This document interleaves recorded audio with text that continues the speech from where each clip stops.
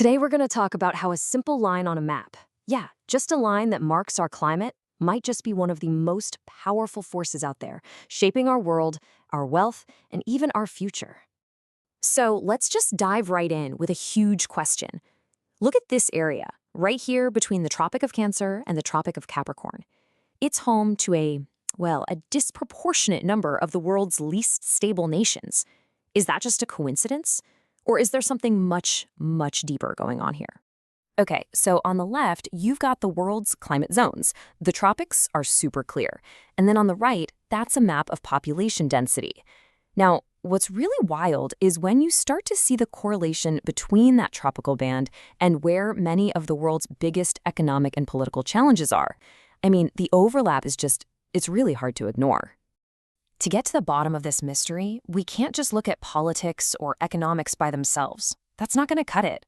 We need a totally different lens. We need to start thinking like a geographer. And lucky for us, geographers have this really powerful framework for doing exactly that.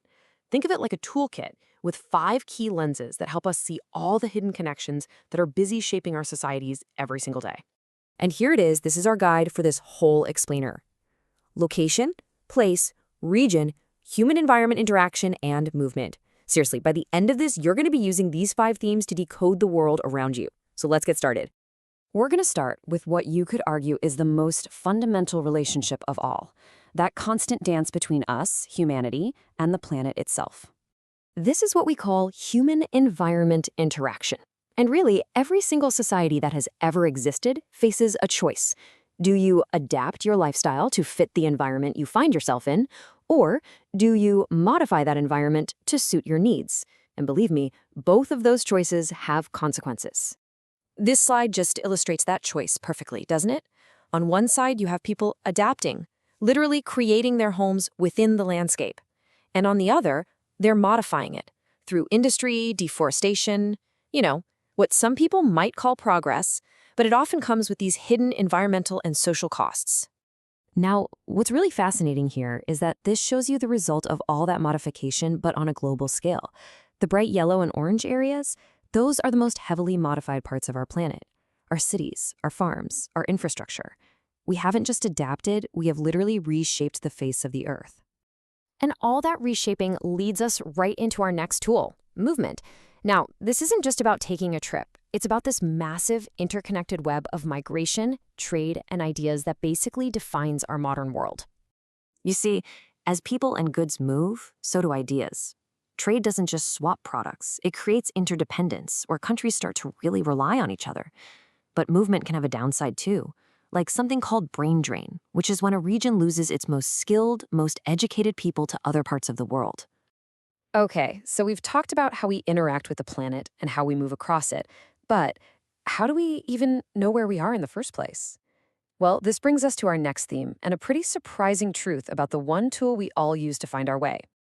In geography, location comes in 2 flavors. You have absolute location, which is your precise address on the planet, your coordinates. Then there's relative location, which is just describing where you are based on what's around you. Like I'm next to the post office. So, here's the crucial point. To figure out our location, we rely on maps. But here's the secret. Every single flat map of the world you have ever seen is a lie. Not a mean lie, but a mathematical one. It is just physically impossible to perfectly represent a 3D sphere on a 2D surface without some kind of distortion. For centuries, we used this map, the Mercator projection. It's fantastic for navigation because all the directions are straight lines. But the trade-off? Well, it makes Greenland look the same size as Africa, when in reality, Africa is 14 times larger. Let that sink in for a second.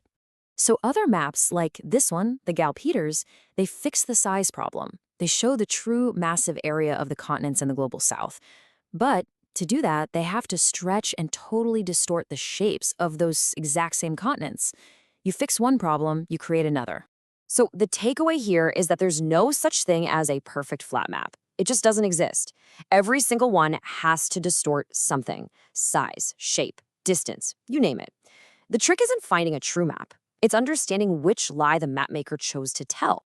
All right, now that we know how to find a location, let's look at our next 2 tools, which are really deeply connected, place and region. See, a place isn't just a coordinate on a map. It's the personality of a location.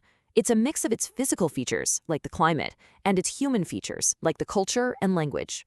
And when a bunch of different places all share similar characteristics, well, we group them into a region.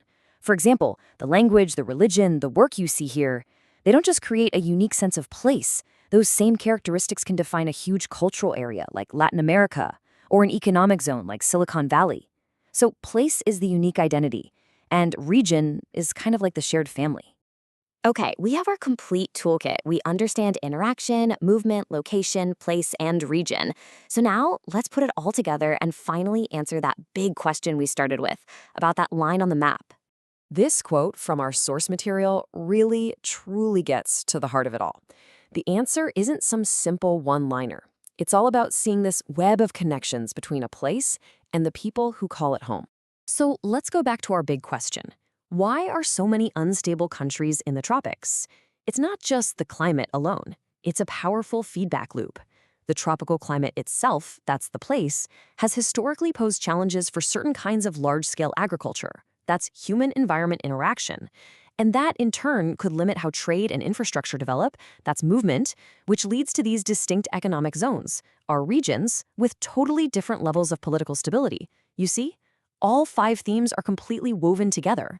Geography is not destiny, but its influence is absolutely undeniable. The geography you were born into, your location, your place, your environment, it has profoundly shaped your life.